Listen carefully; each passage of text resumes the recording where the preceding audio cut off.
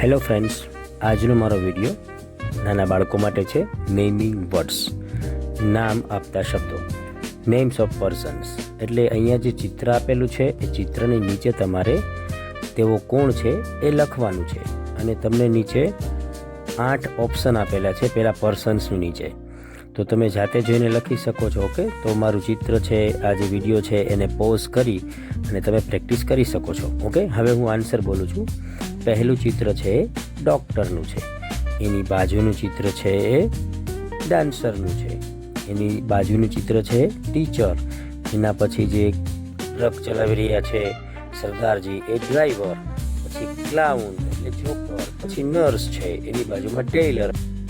હવે એમની નીચે B, names of animals and birds, પ્રાણીઓ અને પક્ષીઓના નામ. હવે આ ચિત્ર છે એ અમુક બર્ડ્સ છે, એનિમલ્સ છે. ઓકે, તો એમના પિક્ચર્સની નીચે તમારે એમના નેમ કહેવાના છે.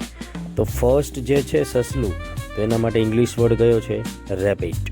એની બાજુમાં જે મરઘી છે એને કહેશું હેન. નેક્સ્ટ છે હોર્સ, ઘોડો. એની બાજુમાં છે ઈગલ, ગરુડ. એની નીચેની લાઈનમાં જે વાઘ દેખાય છે એને કહીશું આપણે ટાઈગર. એની બાજુમાં છે ઘુવડ, આઉલ, OWL.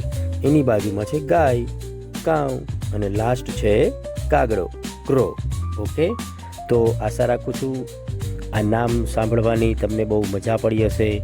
ઓકે.